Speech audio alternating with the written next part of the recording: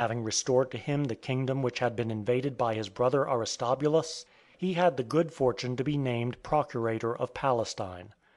But Antipater, having been slain by those who were envious of his great good fortune, was succeeded by his son Herod, who was afterward, by a decree of the Senate, made king of the Jews under Antony and Augustus. His sons were Herod and the other tetrarchs. These accounts agree also with those of the Greeks.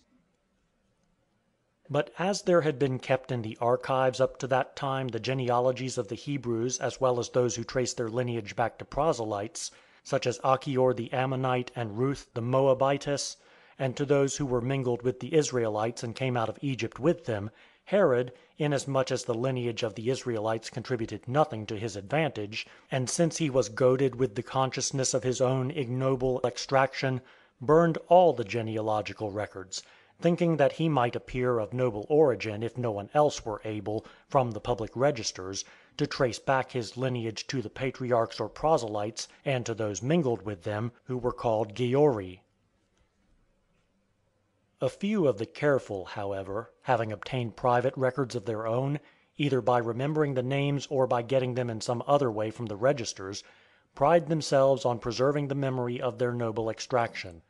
Among these are those already mentioned, called Desposinii, on account of their connection with the family of the Saviour. Coming from Nazara and Kokabah, villages of Judea, into other parts of the world, they drew the aforesaid genealogy from memory, and from the book of daily records as faithfully as possible. Whether then the case stand thus or not, no one could find a clearer explanation, according to my own opinion, and that of every candid person.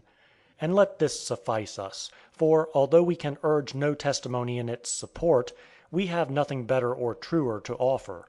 In any case the Gospel states the truth.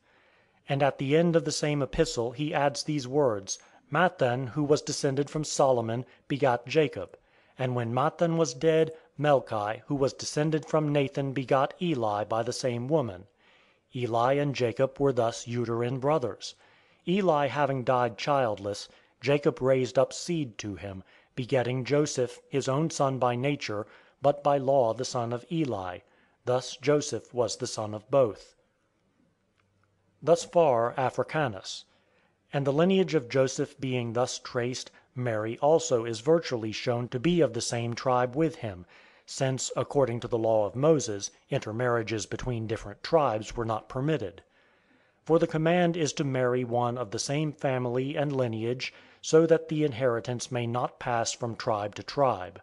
This may suffice here. End of Book 1, Part 2.